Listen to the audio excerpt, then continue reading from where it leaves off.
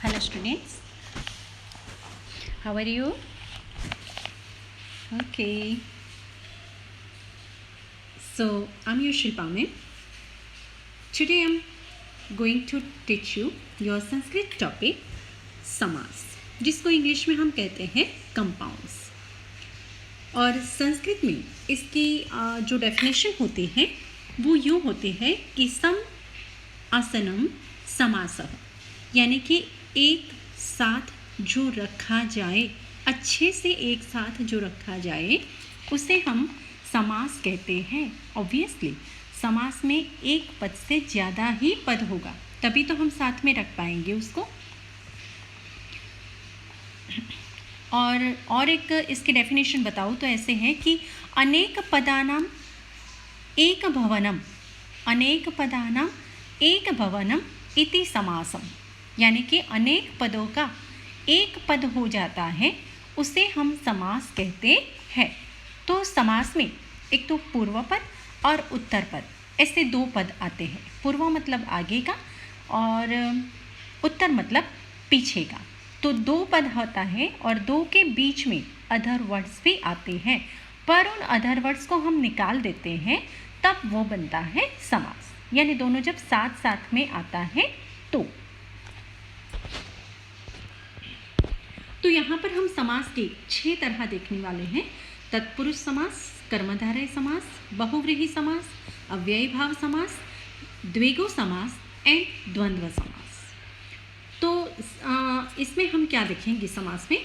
तो एक तो पहले समास का हम स्वरूप देखेंगे, फिर इसकी परिभाषा, जैसे कि तत्पुरुष समास, ये समास का स्वरूप हुआ, पर उसकी परिभाषा क्या है, हम तत्पुरुष समास किसे कहेंगे, और है इसके एग्जाम्पल, उदाहरण, तो इसके साथ हम देखेंगे। ओके, सबसे पहले हम देखते हैं तत्पुरुष समास।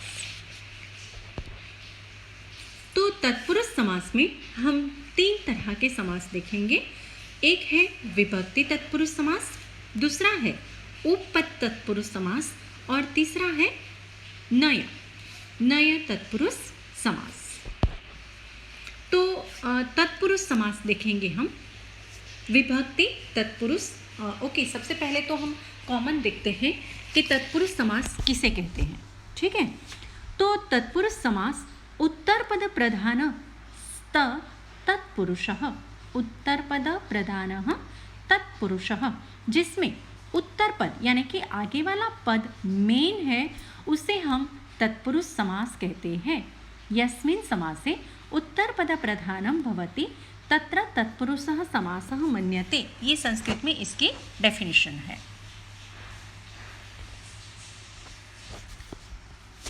ओके, जैसे कि हम यहाँ पर देखते हैं कि जिस समास में उत्तरपद प्रधान होता है वहाँ तत्पुरुष समास माना जाता है। हिंदी में अगर इसकी डेफिनेशन करते हैं तो ये होती है। देखो, इस समास में 2 पद होते हैं, पूर्व पद और उत्तर पद। जैसे कि वृक्ष मूलम, तो उसमें जो वृक्ष है वो पूर्व पद है और मूल जो है वो उत्तर पद है। आया समझ में? ओके, तो आगे हम देखते हैं कि विभक्ति तत्पुरुष किसे कहेंगे। मैंने आपको पहले बताया ना कि तत्पुरुष समास हमारे यहाँ 3 तरह के होते हैं। तो उसमें हम सबसे पहले अभी देखेंगे विभक्ति तत्पुरुष समास। तो समास होने पर बीच की विभक्ति लोप हो जाती है। जिस विभक्ति का लोप होगा उसी विभक्ति के नाम से वह तत्पुरुष समास कहा जाएगा। जैसे कि द्वितीया विभक्ति का लोप होता है तो द्वितीया तत्पुरुष समास, तृतीया का लोप होता है तो तृतीया तत्पुरुष समास। यानी कि समास में सबसे पहले उसका विग्रह करना होता है। विग्रह करना मतलब उसको अलग करना। तो उसको अलग करते हैं तब पता चलता है कि ये कौन सी विभक्ति से इसको जुड़ा गया है। समस्त पद का विग्रह करते समय पूर्व पद में विभक्ति का प्रयोग होता है। ठीक है, पूर्व पद में विभक्ति का प्रयोग होता है। संबंध के दोनों पदों का मैं आगे आपको बताती हूँ। समास में दोनों पदों का परस्पर संबंध और अर्थ ध्यान में रखते हुए पूर्व पद में द्वितीया से लेकर सप्तमी तक में से किसी एक विभक्ति का प्रयोग किया जाता है और उसी विभक्ति से उस समास को हम जानते हैं। एज फॉर एग्जाम्पल वृक्ष मूलम मैंने पहले आपको लिया था, ठीक है। उसका विग्रह करते हैं यानी उसको हम अलग करते हैं तो कुछ इस तरह से होता है, वृक्षस्य मूलम। आप जानते हैं वृक्षस्य वो षष्ठी विभक्ति है, तो ऑब्वियसली ये जो तत्पुरुष समास है वो षष्ठी तत्पुरुष समास हुआ। तो स्य जो है ब्लू कलर में जो बीच में रखा गया है स्य, उसको हम निकाल देते हैं तो क्या बन जाता है, वृक्ष मूलम। तो ये हुआ हमारा विभक्ति तत्पुरुष समास और ये षष्ठी विभक्ति तत्पुरुष समास है। अंडरस्टैंड? ओके, तो यहाँ देखो हम प्रथमा, द्वितीया, तृतीया, चतुर्थी, पंचमी, षष्ठी और सप्तमी ऐसे 7 तरह की विभक्ति यूज़ करते हैं बीच में और 7 तरह की विभक्ति से तत्पुरुष समास पहचाना जाता है जिसे हम कहते हैं विभक्ति तत्पुरुष समास। अब यहाँ पर इसके जो प्रत्यय है वो बताए हैं। प्रथमा के प्रत्यय क्या होगा, ने, द्वितीया का को, तृतीया का से अथवा के द्वारा, चतुर्थी का के लिए, पंचमी का से, षष्ठी का के की और सप्तमी का में अथवा तो पर। तो ये इसका प्रत्यय है। इससे इस प्रत्यय से जो विग्रह हुआ है समास का उसी नाम से वो समास, उसी विभक्ति के नाम से वो विभक्ति तत्पुरुष समास कहलाएगा। ओके, तो आपको अगर चाहिए तो मैं तत्पुरुष समास की अलग से भी क्लिपिंग बनाकर आपको सेंड करूंगी, ठीक है, ताकि आप ठीक से वो देख सकें।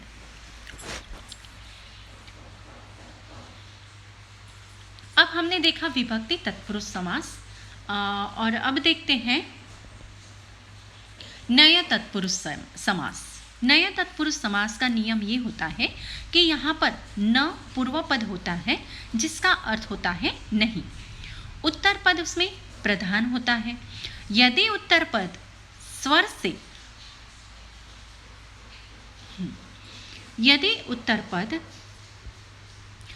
से प्रारंभ होता है तो न के स्थान पर अन होता है। आगे एग्जाम्पल में मैं आपको बताती हूँ, जैसे कि न ब्राह्मणः, ठीक है, न ब्राह्मणः उत्तर पद कहाँ से शुरू हुआ, ब्राह्मण से। ब्र क्या है, व्यंजन है, तो वहाँ पर हमने आगे अ ही रहने दिया, अब्राह्मणः। बट न उपस्थितः, न के बाद उत्तर पद जो है वो ऊ से स्टार्ट होता है यानी कि स्वर से स्टार्ट होता है, तो उसकी जगह हम अन लगा देते हैं। अन प्लस ऊ क्या हो जाता है, अनु। तो न उपस्थितः यानी कि अनुपस्थितः, यहाँ पर उत्तर पद स्वर से प्रारंभ होता है इसीलिए अन हुआ। अब देखो न मतम तो अमतम, न विज्ञानम तो अविज्ञानम, ठीक है, समझ में आ गया, जिसका मतलब होता है न, नहीं, तो वो होता है नया तत्पुरुष समास। अब एक आया उसका उपपद तत्पुरुष समास। तो उपपद तत्पुरुष समास जो है उसमें हम देखते हैं कि इस समास में पूर्व पद में संज्ञा का तो उत्तर पद में क्रिया का संक्षिप्त रूप प्रयुक्त होता है, ठीक है। पूर्व पद में संज्ञा यानी कि नाम होता है और उत्तर पद में क्रिया होती है, क्रिया का संक्षिप्त रूप। जैसे कि जलजम, यहाँ पर हमें दिया गया है जलजम, यहाँ पर जल इस संज्ञा पद का प्रयोग पूर्व पद में है।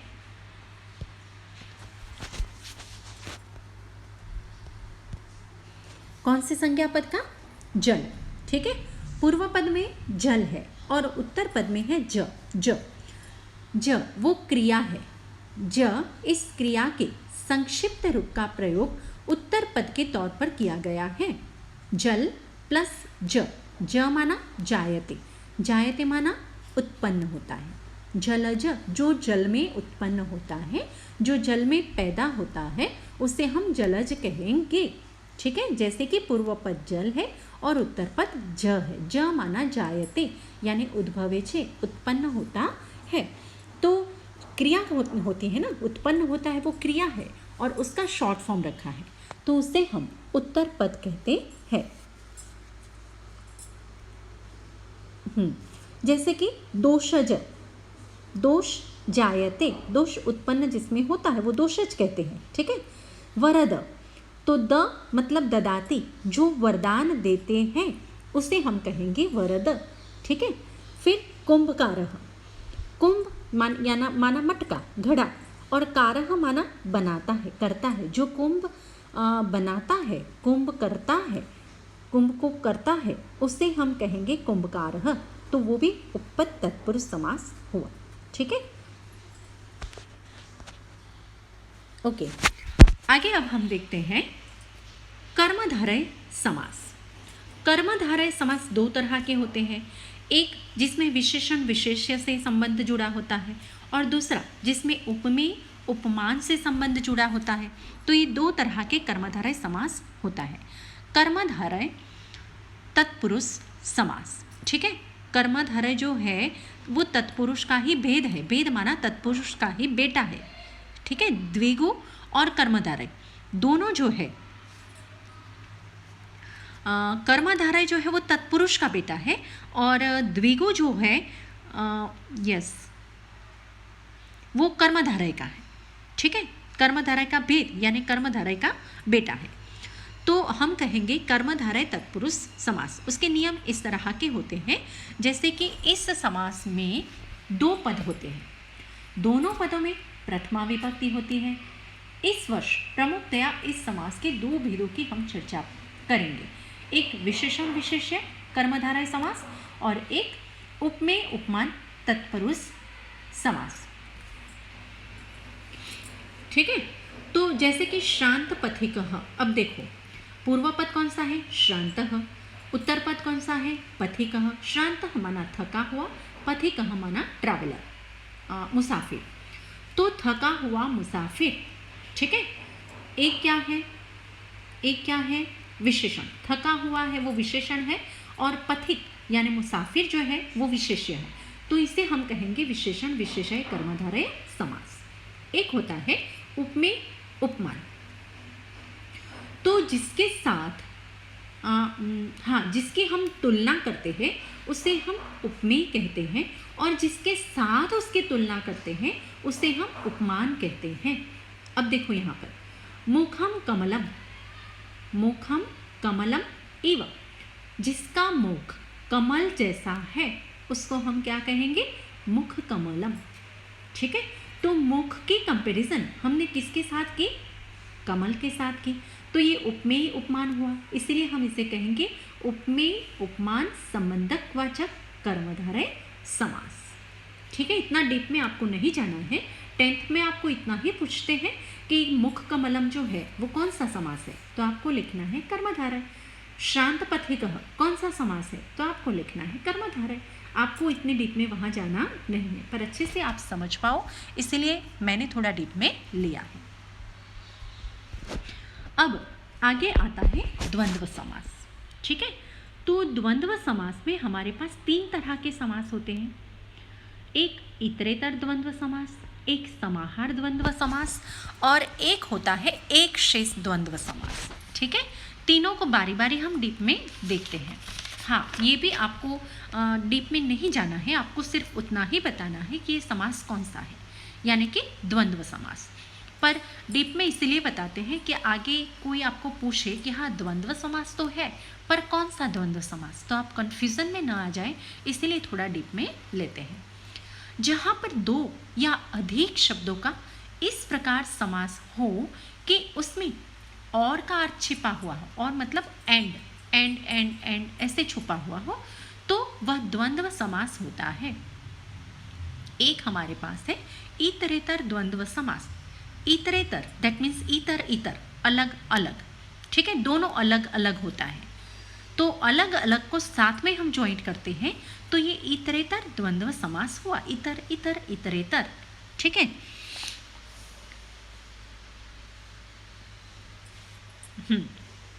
अब देखो यहाँ जहाँ पर बीच में और अर्थ होता है तथा शब्दों की संख्या के अनुसार अंत में वचन होता है, प्रत्येक शब्द के बाद च लगता है, उसे हम इतरेतर द्वंद्व समास कहते हैं।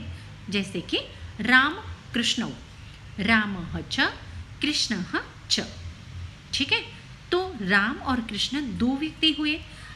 ठीक है, तो दो को हमने ड्यूअल फॉर्म में रखा, बालह बालौ बालाहा, ऐसे राम और कृष्ण दोनों साथ में आए, तो जो पीछे वाला उत्तर पद है उसको हमने ड्यूअल फॉर्म बना दिया, तो हुआ राम कृष्ण।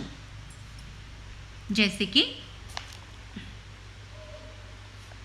हाँ, पार्वती च परमेश्वर च, तो हम कहेंगे पार्वती परमेश्वरौ।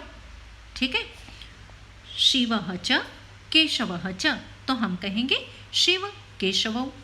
सूर्य च चंद्र च, तो हम कहेंगे सूर्य चंद्रौ।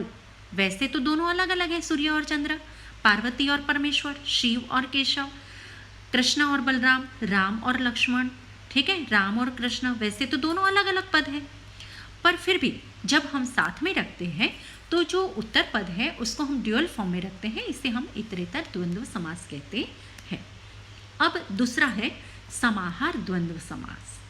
सम आहार, ठीक है, यानी कि आहार मतलब सभी, समूह, सम आहार यानी कि पूरा समूह एक साथ में जहां आ जाता है उसे हम समाहार द्वंद्व समास कहते हैं। अब देखो, जहां पर कई शब्दों के समाहार यानी समूह का बोध होता है उसे हम समाहार समास कहते हैं। समाहार द्वंद्व समास में समस्त पद के अंत में प्रायः नपुंसकलिंग एकवचन होता है। भले ही समस्त पद हो, उसमें दो से ज़्यादा भी हो, तब भी हम उसे नपुंसकलिंग में ही रखते हैं। ठीक है, जो नपुंसकलिंग एकवचन जो होता है उसमें ही हम लास्ट वाला पद रखते हैं। तो ये आपके लिए आसान हो गया द्वंद्व समास ढूंढना। या तो पीछे ड्यूअल फॉर्म है या तो पीछे नपुंसकलिंग एकवचन है। जैसे कि हस्तौ च पादौ च, हस्तौ यानी दो हाथ, पादौ यानी दो पैर, टोटल कितने हुए? 4। समूह कितने का हुआ? 4 का। पर फिर भी हम क्या लिखेंगे? हस्तपादम। ठीक है, जैसे कि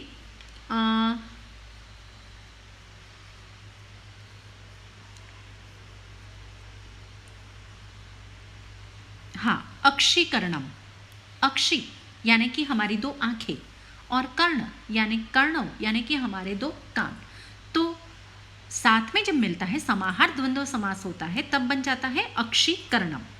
ठीक है, अक्षीकरणम, तो वो भी नपुंसकलिंग एकवचन में आया। अब आगे देखते हैं एक शेष द्वंद्व समास, जहां समान आकार वाले पदों में से एक बचा रहता है। एक शेष, शेष यानी बचा रहना, एक माना एक, दोनों समान या फिर अलग अलग में से भी कोई एक बचता है जो जिसका इम्पोर्टेंस ज़्यादा होता है वो बचता है और उसे हम ड्यूअल फॉर्म में रखते हैं, तो इसे हम कहेंगे एक शेष द्वंद्व समास।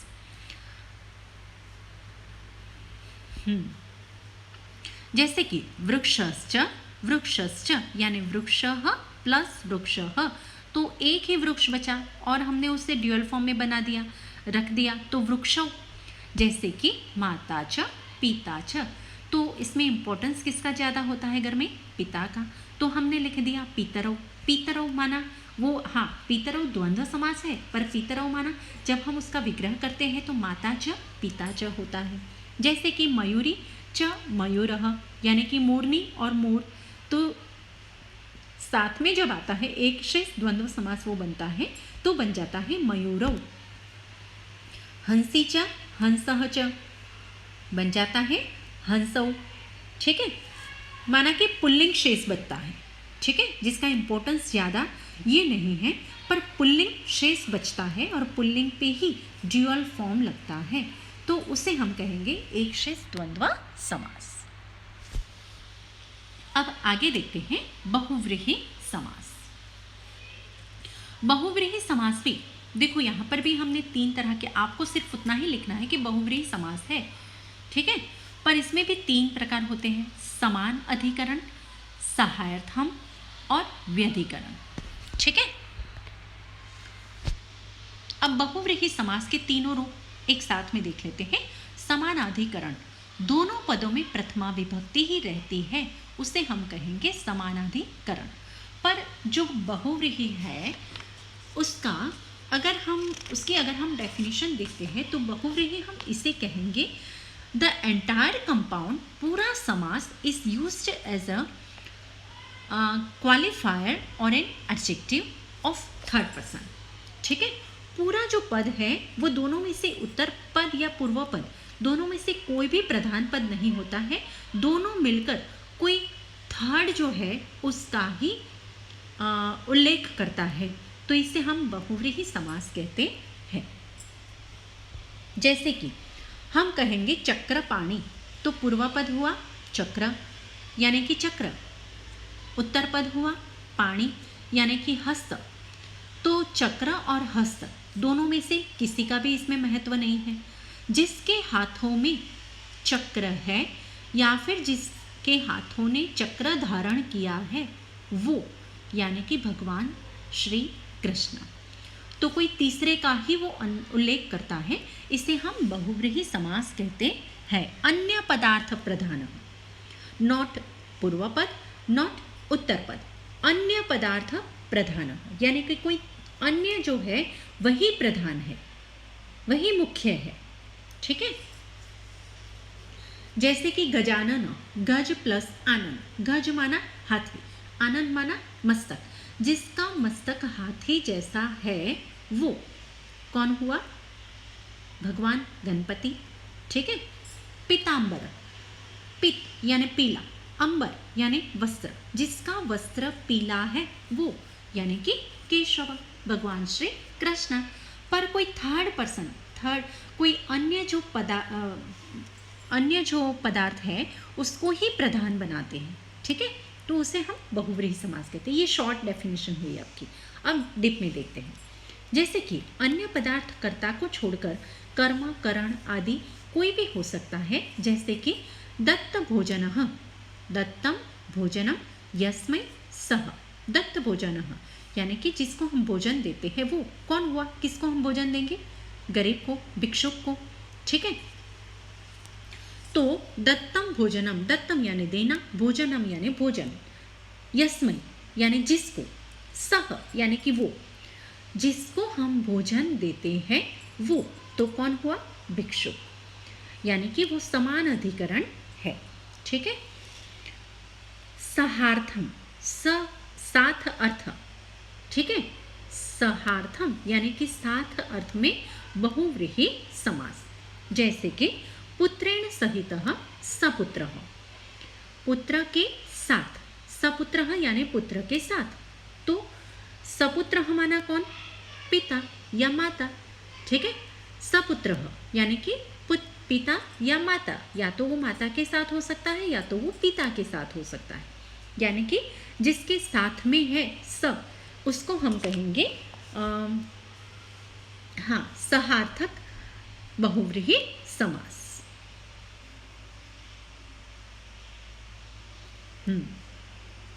अब है व्यधिकरण।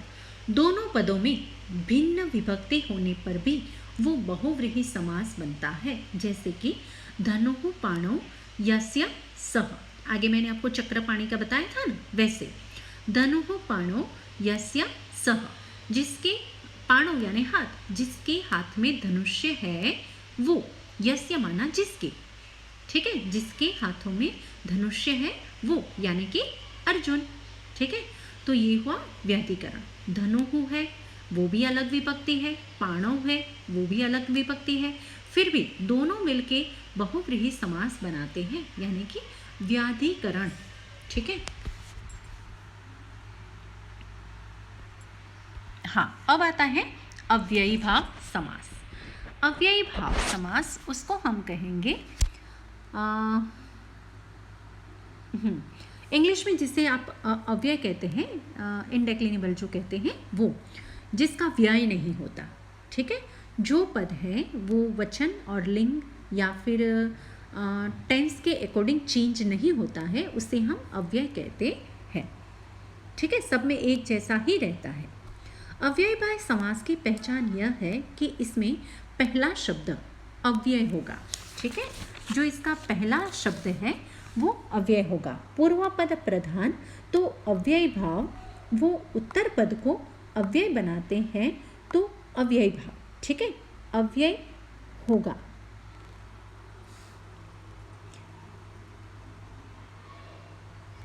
और वो होगा नपुंसकलिंग एक वचन में, जैसे हाँ, या फिर नपुंसकलिंग में होगा या फिर फेमिनाइन जेंडर में होगा, ठीक है। When the first word in a compound is an adverb या फिर that is known by अव्ययी भाव समास, जिसमें अव्यय होता है पहला पद पूर्वपद, उसे हम अव्ययी भाव समास कहते हैं। अव्ययी भाव समास वाले अकारांत शब्द नपुंसकलिंग एक वचन में ही होता है, ठीक है। अकारांत अव्ययी भाव समास वाले अकारांत जो शब्द होते हैं वो नपुंसकलिंग एक वचन में ही होता है। कृष्णस्य समीपे, ठीक है। समीप के लिए हमने क्या, समीप यानी नजदीक, जो कृष्ण के नजदीक है वो, तो नजदीक के लिए हमने क्या लिया अव्यय, उप, उप कृष्णम, यानी कि कृष्ण के नजदीक, कृष्ण के नजदीक में कौन है वो, तो कृष्ण से समीपे, उसके लिए हमने उप लिया, तो उप कृष्णम जो है वो अव्ययी भाव समास है, ठीक है। प्रतिदिनम, प्रति जो हुआ वो अव्यय है, और दिनम, ठीक है, वो भी नपुंसकलिंग एक वचन में है। प्रति यानी माना रोज, और दिन माना दिन, तो प्रतिदिनम वो भी अव्ययी भाव समास है। यथा शक्ति, शक्ति है वो नाम है और यथा है वो अव्यय है, ठीक है। तो सुबंत पद इसे हम कहते हैं, यथामति, यथाशक्ति, यथा इच्छाम, ठीक है। सरुचि ही, ठीक है, सरुचि यानी कि रुचि के साथ, तो सरुचि ही, सरोजम, ऐसे जो भी है उन सब को हम कहेंगे अव्ययी भाव समास। पर जहाँ नदी आती है वहाँ अव्ययी भाव समास नहीं होता है, ठीक है।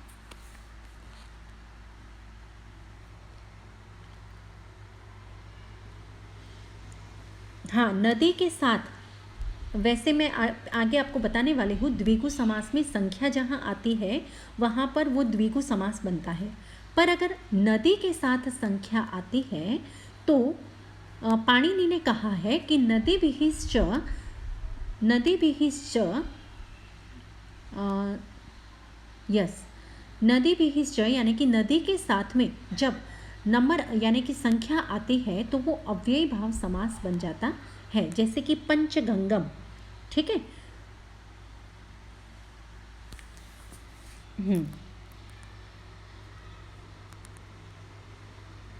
सप्त कावेरम, ठीक है, सप्त कावेरम यानी कि कावेरी जो है उसका सप्त जो है वो उसके साथ लगा तो वो अव्यय बन जाता है और वो स्पेशली कावेरी नदी बन जाती है, ठीक है।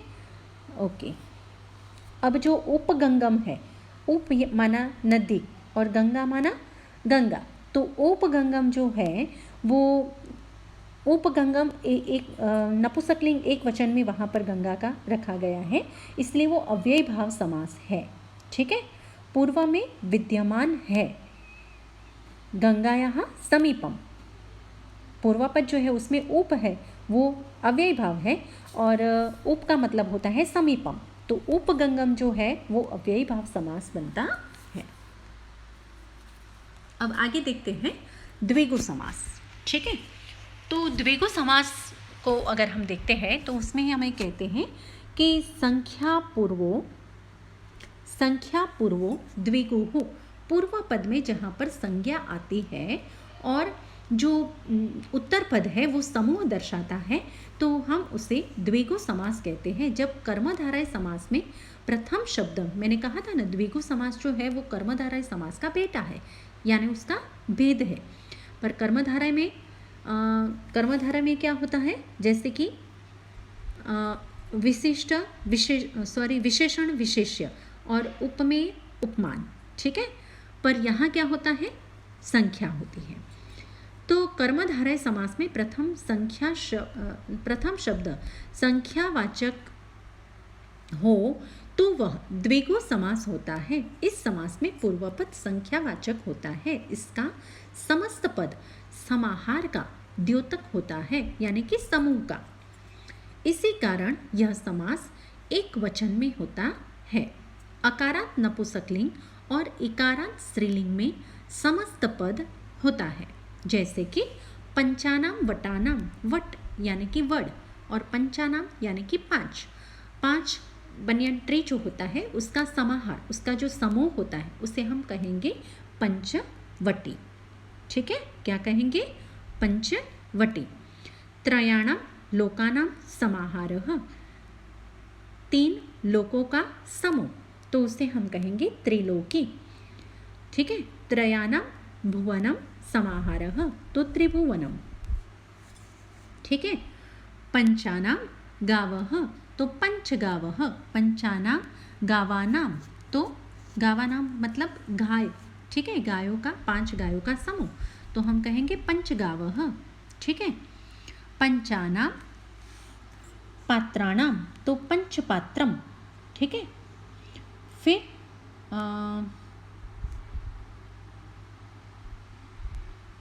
हाँ, नवरात्रम। ठीक है, त्रिवेणी, 3 जो धारा होती है उसका समूह, तो उसे हम कहेंगे त्रिवेणी। ठीक है,